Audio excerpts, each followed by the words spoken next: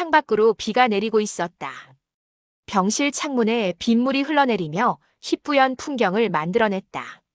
아내는 침대에 누워 그 빗줄기를 바라보았다. 오른쪽 팔과 다리는 여전히 제대로 움직이지 않았다. 중풍이 찾아온 지 석 달째였다. 처음 쓰러졌을 때 남편은 울먹이며 그녀의 손을 잡았다. 응급실 복도에서 밤을 새우고 중환자실 앞을 서성이던 그의 모습이 아직도 선명했다. 퇴원 후에도 남편은 성실하게 그녀를 간병했다. 식사를 챙기고 물리치료에 동행하고 밤마다 침대 곁을 지켰다. 하지만 2달이 지나자 남편의 얼굴에는 지친 기색이 역력했다. 어느 날 저녁 남편이 요양원 팸플릿을 들고 왔다. 반듯하게 정돈된 시설 사진과 친절한 간호사들의 미소가 담겨 있었다. 남편은 조심스럽게 말을 꺼냈다. 전문적인 치료를 받는 게 더 좋을 것 같다고, 자신은 일도 해야 하고 제대로 돌볼 자신이 없다고. 아내는 고개를 끄덕였다. 남편을 원망할 수 없었다. 그도 지쳤을 것이고 그녀 역시 남편에게 짐이 되고 싶지 않았다. 요양원에 들어온 첫날, 남편은 그녀의 물건을 하나하나 정리하며 말했다. 내가 책임질게. 걱정하지 마. 그는 진심으로 보였다.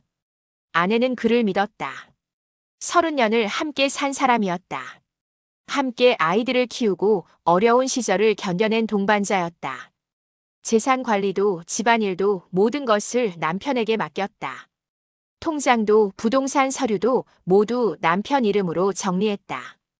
그녀는 몸이 불편할 뿐 정신은 멀쩡했지만 실무적인 일은 남편이 처리하는 게 당연해 보였다.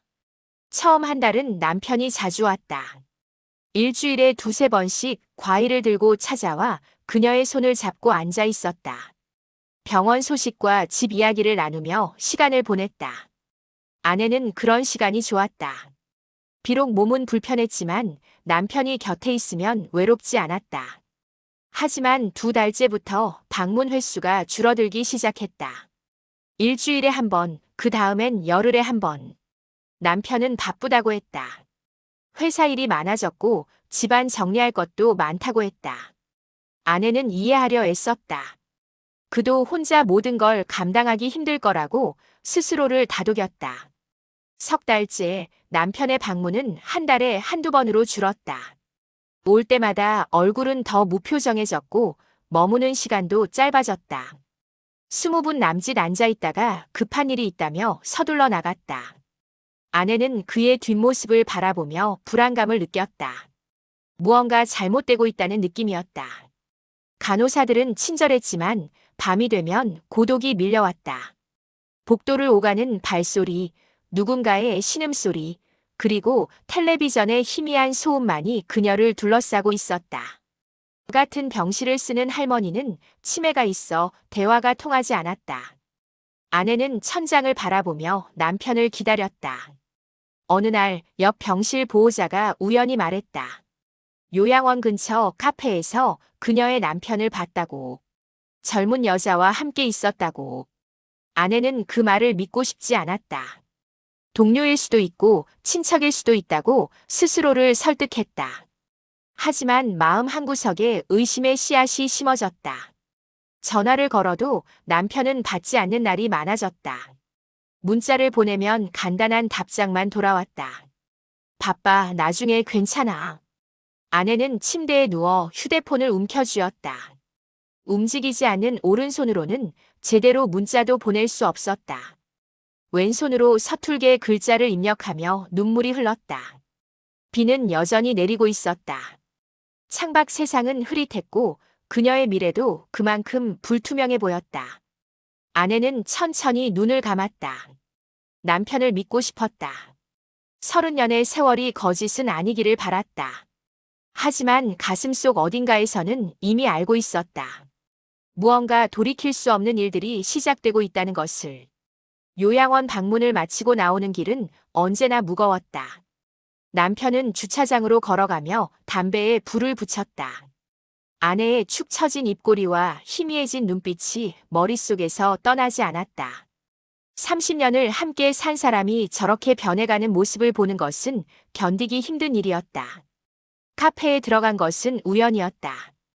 요양원에서 10분 거리에 있는 작은 카페였다. 아내를 만나고 난 후에 답답함을 달래기 위해 커피 한 잔이 필요했다. 창가 자리에 앉아 담배 연기를 내뿜으며 멍하니 밖을 바라보고 있을 때 그녀가 다가왔다. 혹시 불 좀 빌려주실 수 있을까요? 목소리는 부드러웠다. 40대 중반쯤 되어 보이는 여자였다. 단정한 옷차림에 짧게 자른 머리가 깔끔해 보였다. 남편은 라이터를 건넸다. 여자는 고맙다는 인사를 하고 옆 테이블에 앉았다. 그렇게 첫 만남이 이루어졌다. 두 번째 만난 것도 그 카페였다. 일주일 후 같은 시간에 남편이 다시 그곳을 찾았을 때 여자도 그곳에 있었다. 이번에는 여자가 먼저 인사를 건넸다. 자연스럽게 대화가 시작되었다. 날씨 이야기, 커피 이야기, 그리고 이 동네에 왜 자주 오느냐는 질문들. 남편은 아내가 요양원에 있다고 말했다. 여자는 자신의 어머니도 근처 요양원에 계신다고 했다. 힘드시죠? 저도 그래요. 여자의 말에는 진심이 담겨 있었다. 남편은 오랜만에 자신의 이야기를 털어놓을 수 있는 사람을 만난 것 같았다. 아내를 간병하며 느꼈던 피로, 죄책감, 그리고 답답함. 집에서는 말할 수 없었던 것들을 그녀 앞에서는 쏟아낼 수 있었다. 만남은 점점 잦아졌다. 일주일에 한 번, 그 다음엔 일주일에 2번. 요양원을 다녀온 후 카페에서 만나 커피를 마시는 것이 루틴이 되었다. 처음에는 서로의 어려움을 나누는 정도였다. 간병의 고단함, 외로움, 그리고 미래에 대한 불안. 두 사람은 비슷한 처지에서 서로를 위로했다. 석 달이 지나자 관계는 변하기 시작했다. 카페를 벗어나 식사를 함께하게 되었다. 저녁 시간 조용한 레스토랑에서 와인을 마시며 이야기를 나누었다. 여자는 남편의 손을 가볍게 만졌고 남편은 그 손을 피하지 않았다. 죄책감은 있었지만 동시에 오랜만에 느끼는 온기였다. 어느 날 저녁 여자가 제안했다. 제 집에서 차라도 한 잔 할래요? 남편은 잠시 망설였다. 하지만 결국 고개를 끄덕였다. 여자의 집은 깔끔한 원룸이었다. 창밖으로 도시의 불빛이 보였다. 차를 마시며 대화를 나누던 중 여자가 남편의 어깨에 머리를 기댔다. 남편은 그녀를 밀어내지 않았다. 그렇게 선을 넘었다. 그날 이후 두 사람의 관계는 완전히 달라졌다. 이제는 동정이나 위로가 아니었다. 육체적인 관계가 시작되었고 만남의 빈도도 늘어났다. 남편은 아내를 만나러 가는 횟수를 더 줄이고 그 시간을 여자와 보냈다. 죄책감은 여전했지만 그것보다 강한 무언가가 그를 끌어당겼다. 6달이 지나자 여자가 돈 이야기를 꺼내기 시작했다. 처음에는 가볍게 농담처럼. 자신도 생활이 빠듯하다고, 어머니 요양 비용이 만만치 않다고. 남편은 이해한다며 가끔 식사비를 더 내거나 작은 선물을 건넸다. 여자는 고마워하며 그의 품에 안겼다. 시간이 지나며 여자의 요구는 구체적으로 변했다. 자동차 할부금이 밀렸다고 집 보증금을 빼야 하는데 목돈이 필요하다고. 남편은 처음에는 난색을 표했지만 여자의 눈물과 애원 앞에서 무너졌다. 조금씩 돈을 빌려주기 시작했다. 100만 원, 200만 원, 그리고 500만 원. 꼭 갚을게요. 당신이 아니면 난 어떡해요? 여자의 말을 남편은 믿었다. 아니, 믿고 싶었다. 자신을 필요로 하는 사람이 있다는 것이 그에게는 위안이었다. 아내는 요양원에서 그를 원망하는 눈으로 바라보지만 이 여자는 그를 의지했다. 그 차이가 그를 점점 더 여자에게로 기울게 만들었다. 통장에서 돈이 빠져나가기 시작했다. 남편은 아내와 공동 명의였던 계좌를 자신의 단독 명의로 바꿨다. 아내는 요양원에 있으니 당장 필요하지 않다고 스스로를 합리화했다. 부동산 서류도 하나둘 정리하기 시작했다. 혹시 모를 일에 대비해야 한다고 여자에게 더 많은 것을 줄 수 있어야 한다고 생각했다. 어느 날 밤 여자의 집에 누워 천장을 바라보며 남편은 생각했다. 자신이 무엇을 하고 있는지, 어디로 가고 있는지. 하지만 그 생각은 오래 가지 않았다. 옆에 누운 여자가 그의 팔을 끌어안으며 속삭였다. 당신이 있어서 다행이야.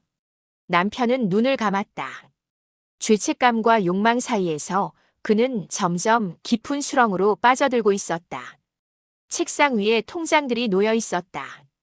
아내 명의의 통장, 공동 명의의 통장, 그리고 각종 금융 서류들. 남편은 그것들을 하나하나 펼쳐보며 계산기를 두드렸다. 생각보다 많은 돈이 있었다. 30년을 모은 돈, 아이들을 키우며 아껴 모은 돈, 노후를 위해 준비한 돈. 여자가 처음 제안한 것은 1년 전이었다.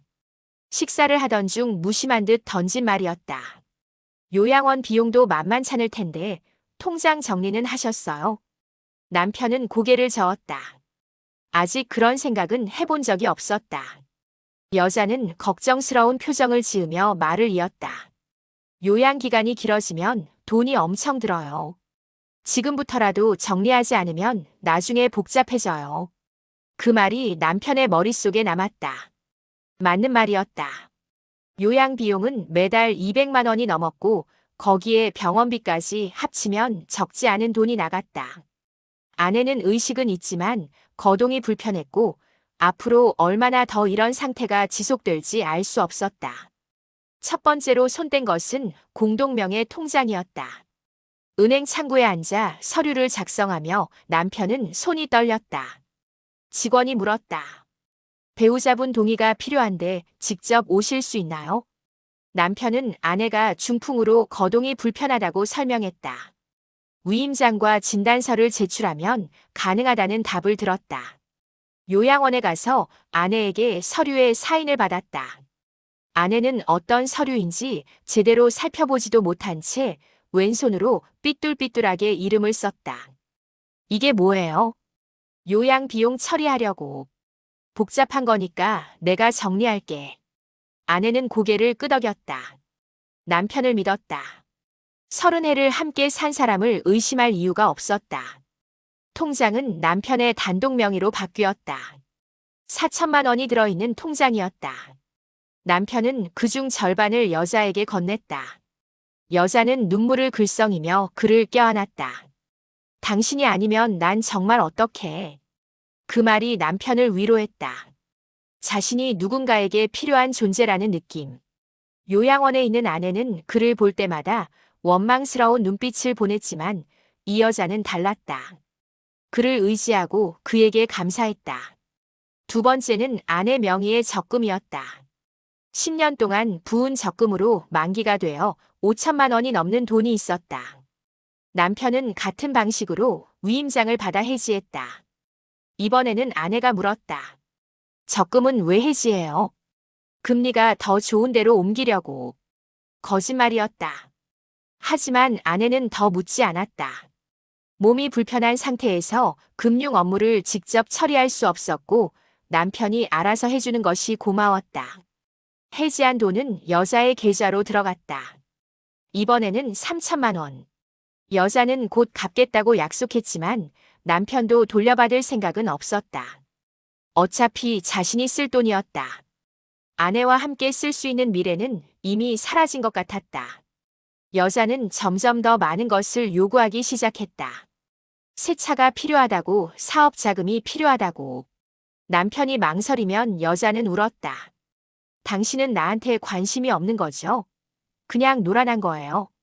남편은 그 말에 흔들렸다.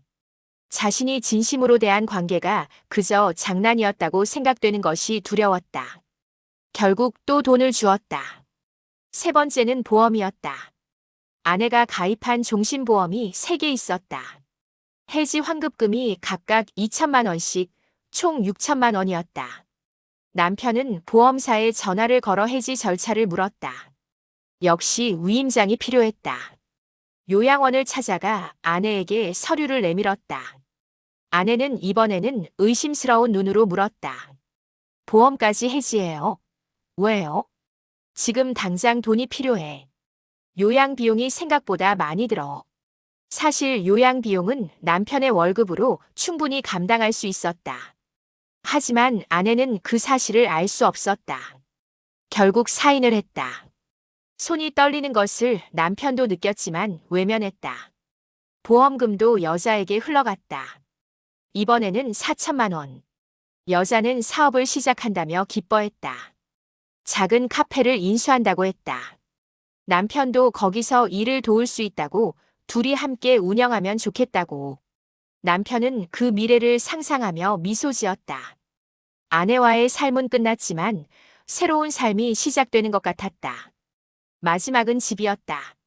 아파트는 남편과 아내의 공동 명의였다. 시세로 6억 원 정도 되는 아파트였다. 여자가 말했다. 집도 정리해야 해요. 지금 안 하면 나중에 다 빼앗겨요. 자식들이 나타나면 당신 목도 못 지켜요. 남편은 망설였다. 집까지 건드리는 것은 너무 큰일 같았다. 하지만 여자는 계속 설득했다. 당신 인생도 중요해요. 평생 희생만 하고 살 거예요. 이제 당신도 행복해질 권리가 있어요. 그 말이 남편의 마음을 움직였다. 맞았다. 자신도 행복해질 권리가 있었다. 아내를 간병하느라 잃어버린 시간들, 포기했던 것들. 이제는 자신을 위해 살아도 되지 않을까. 남편은 아파트에 담보대출을 받았다. 3억 원. 그 돈으로 여자 명의의 작은 아파트를 샀다. 여자는 환호하며 그를 껴안았다. 이제 우리 집이 생긴 거예요. 남편은 미소 지었다. 하지만 가슴 한구석이 무거웠다. 요양원에 혼자 누워있을 아내의 얼굴이 떠올랐다. 하지만 그 생각을 애써 지웠다. 이미 돌이킬 수 없는 강을 건넜다. 이제 앞으로만 갈 수 있었다. 조카 민수가 요양원을 찾은 것은 일요일 오후였다. 28살의 청년은 고모의 병실 문을 열며 밝게 웃었다. 하지만 고모의 얼굴을 보는 순간 그 미소는 굳어졌다. 사람이 이렇게 빠르게 늙을 수 있다는 게 믿기지 않았다. 고모 어떻게 지내세요? 아내는 조카를 보자 눈물을 흘렸다. 그동안 참았던 감정이 터져 나왔다. 민수는 그녀의 손을 잡고 앉았다. 한참을 울던 아내가 떨리는 목소리로 말하기 시작했다. 남편이 거의 오지 않는다고, 전화도 받지 않는다고, 뭔가 이상하다고. 민수는 귀를 기울였다. 처음에는 부부간의 일이라 생각했다. 고모부도 힘들 거라고, 시간이 지나면 나아질 거라고 위로하려 했다. 하지만 아내가 꺼낸 다음 말에 민수는 얼어붙었다. 통장을 다 정리했대. 보험도 해지했어. 그런데 돈이 어디 갔는지 모르겠어. 민수는 불안감을 느꼈다. 금융 업무를 하는 자신의 직업적 본능이 경고음을 울렸다. 다음 날 민수는 아내의 동의를 얻어 금융거래 내역을 조회했다. 위임장을 받아 은행과 보험사를 찾아다니며 확인한 내용은 충격적이었다. 지난 1년간 총 2억 원이 넘는 돈이 빠져나갔다. 공동명의 통장 해지, 적금 해지, 보험 해지, 그리고 아파트 담보대출까지. 모든 거래는 고모부의 단독 명의로 처리되었고 돈은 알 수 없는 계좌로 이체되었다. 민수는 더 깊이 파고들었다. 이체받은 계좌의 명의를 추적하자 낯선 여자의 이름이 나왔다. 박미선, 45세. 민수는 그 이름을 메모하고 다음 단계로 넘어갔다. 고모부의 신용카드 사용 내역과 통화 기록을 확인했다.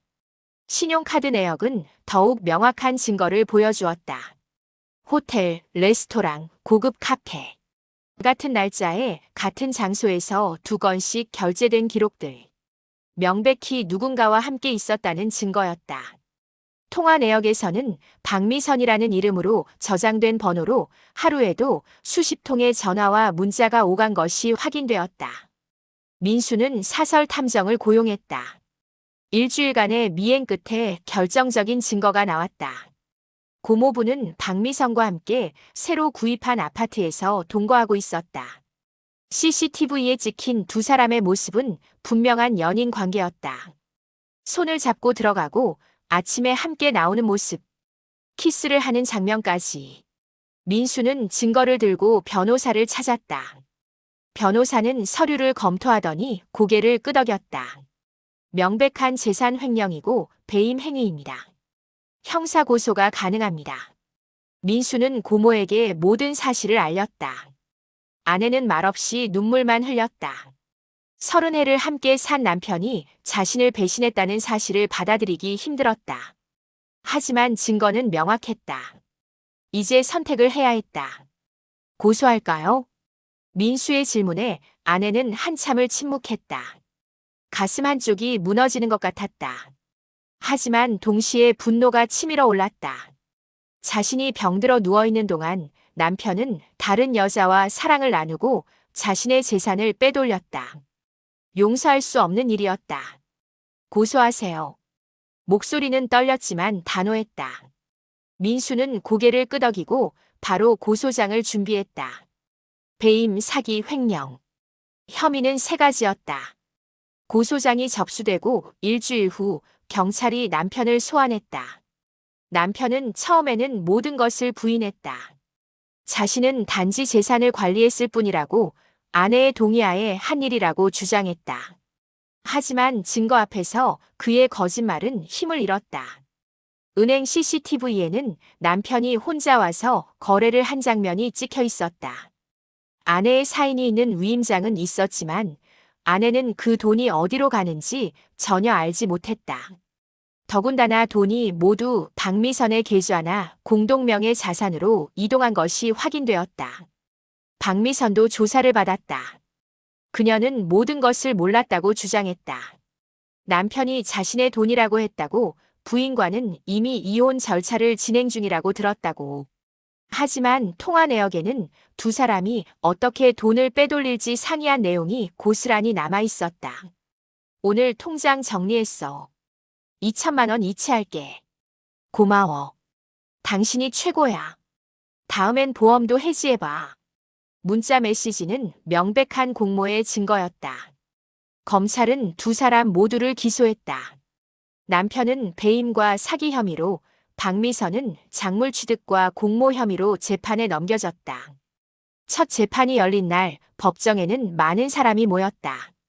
민수는 고모를 휠체어에 태워 법정으로 데려왔다. 아내는 남편과 눈이 마주치자 고개를 돌렸다. 남편은 고개를 숙인 채 아무 말도 하지 못했다. 검사는 차근차근 증거를 제시했다. 금융 거래 내역, CCTV 영상, 통화 기록, 문자 메시지. 모든 것이 명백한 범죄 행위를 증명했다. 남편의 변호사는 부부간의 일이라고, 형사처벌까지는 과하다고 주장했지만 설득력이 없었다. 재판은 석 달간 진행되었다. 증인신문과 증거조사가 이어졌다. 남편은 점점 초췌해졌다. 박미선은 법정에서 울며 모든 것이 남편의 주도였다고 주장했지만 문자 기록이 그녀의 거짓말을 폭로했다. 마침내 선고가 내려졌다. 남편은 징역 3년, 박미선은 징역 2년. 추징금으로 빼돌린 재산의 전액 환수가 명령되었다. 법정을 나서는 남편의 뒷모습은 무너진 사람의 그것이었다. 민수는 휠체어를 밀며 법원을 나왔다.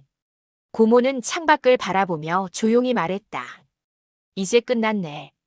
하지만 그녀의 목소리에는 승리의 기쁨이 없었다. 단지 깊은 슬픔만이 남아 있었다.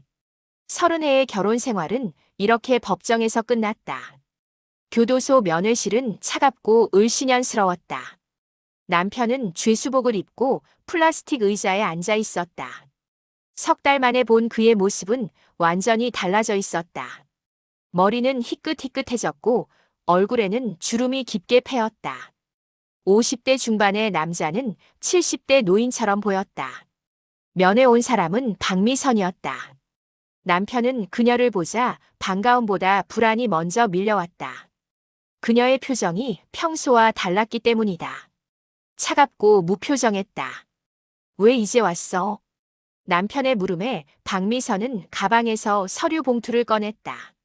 책상 너머로 밀어넣으며 그녀가 말했다. 이혼 서류예요.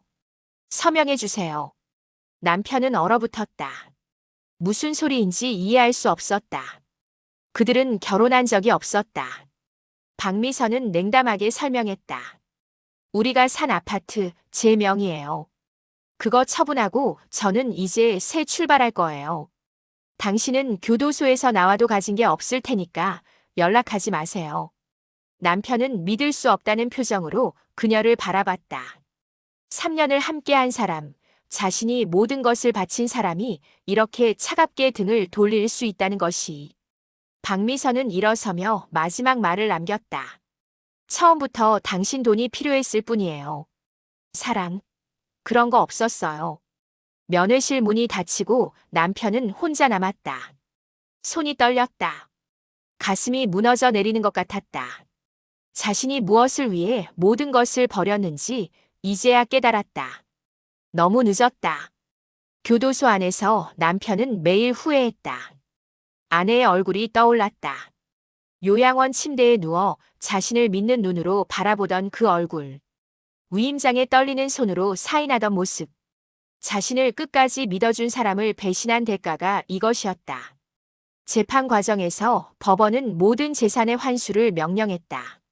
박미선 명의로 된 아파트는 경매로 넘어갔고 그 돈은 아내에게 돌아갔다. 하지만 이미 소비된 돈은 돌아오지 않았다. 2억 원 중 1억 원만 회수되었다. 나머지는 여행, 쇼핑, 사치품 구매로 사라졌다. 담보대출을 받았던 아파트도 처리되었다. 대출금을 갚고 남은 돈은 아내에게 돌아갔지만 집은 더 이상 그들의 것이 아니었다. 30년을 함께 살았던 보금자리는 타인의 손으로 넘어갔다. 한편 요양원에서는 변화가 일어나고 있었다. 민수는 고모의 법적 보호자로 지정되었다.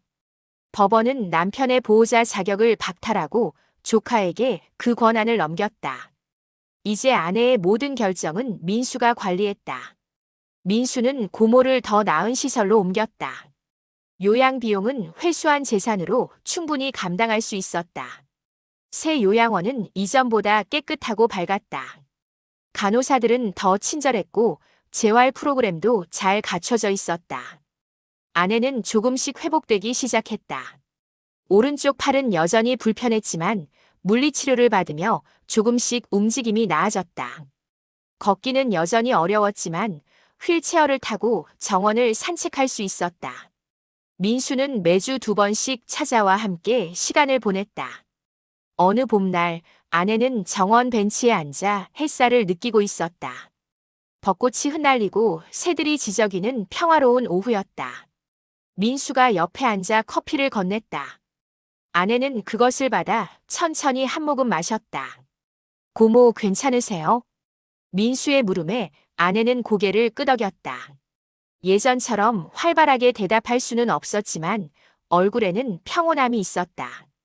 분노와 배신감으로 가득했던 표정은 사라지고 이제는 담담한 수용이 자리 잡았다. 그 사람 생각해요? 민수가 조심스럽게 물었다. 아내는 잠시 침묵했다. 창밖을 바라보며 천천히 입을 열었다. 가끔 좋았던 시절도 있었으니까. 30해의 세월이 모두 거짓은 아니었다. 아이들을 함께 키우던 시절, 힘들 때 서로 의지하던 순간들. 그 기억들까지 지울 수는 없었다. 하지만 마지막 배신이 모든 것을 덮어버렸다. 하지만 이제는 알아요. 아내가 말을 이었다. 사랑은 말이 아니라 행동이었어요. 내가 아플 때 곁을 지켜주는 것, 힘들 때 손을 잡아주는 것. 그게 진짜 사랑이었죠. 민수는 조용히 고개를 끄덕였다. 아내는 계속 말했다. 그 사람은 계산했어요. 나를 돌보는 게 힘들다고 다른 사람이 더 낫다고. 사랑은 돌봄이었는데 배신은 계산이었어요. 벚꽃 한 송이가 아내의 무릎에 떨어졌다. 그녀는 그것을 조심스럽게 집어들었다. 연약한 꽃잎은 바람에 금방이라도 날아갈 것 같았다. 자신의 삶도 그렇게 덧없이 느껴졌다. 하지만 이제는 달랐다. 조카가 있고 회복된 재산이 있고 무엇보다 자존심이 남아 있었다. 교도소에서 남편은 출소 날짜를 기다렸다. 3년의 형기 중 2년을 채우면 가석방 대상이 되었다. 하지만 나가서 무엇을 할지 막막했다. 집도 없고 돈도 없고 가족도 없었다. 박미선은 연락을 끊었고 아내는 자신을 용서하지 않을 것이 분명했다. 어느 날 밤 독방에 누워 남편은 생각했다. 만약 시간을 되돌릴 수 있다면 어떻게 했을까? 아내가 쓰러졌을 때 끝까지 곁을 지켰을까? 카페에서 박미선을 만났을 때 그냥 지나쳤을까? 통장을 정리하라는 말에 거절했을까? 하지만 후에는 아무것도 되돌릴 수 없었다. 이미 모든 것은 끝났다. 자신이 쌓아온 30년의 삶은 단 3년 만에 무너졌다. 욕심과 어리석음의 대가는 혹독했다. 한편 요양원의 아내는 새로운 일상에 적응해 갔다. 재활 치료를 받으며 조금씩 몸을 회복하고 민수의 방문을 기다리며 하루하루를 살아갔다. 과거의 상처는 여전히 아팠지만 그것이 자신의 전부는 아니라는 것을 알았다. 벚꽃이 지고 여름이 왔다. 정원에는 장미가 피어났다. 아내는 휠체어를 타고 그 꽃들 사이를 지나갔다. 민수가 밀어주는 휠체어는 천천히 하지만 꾸준히 앞으로 나아갔다. 삶은 계속되었다. 배신 이후에도 상처 이후에도 아내는 알았다. 진짜 사랑은 화려한 말이나 약속이 아니라 힘들 때 곁을 지켜주는 것이라는 것을. 그리고 그런 사람들이 자신 곁에 남아있다는 것을. 법정에서 판사가 했던 말이 다시 떠올랐다. 사랑한다는 말은 쉽지만 사랑하는 행동은 어렵다. 남편은 말만 했고 행동하지 않았다. 그 결과가 지금이었다. 아내는 창밖을 바라보았다. 햇살이 눈부셨다. 아직 갈 길이 멀었지만 이제는 혼자가 아니었다. 그것만으로도 충분했다.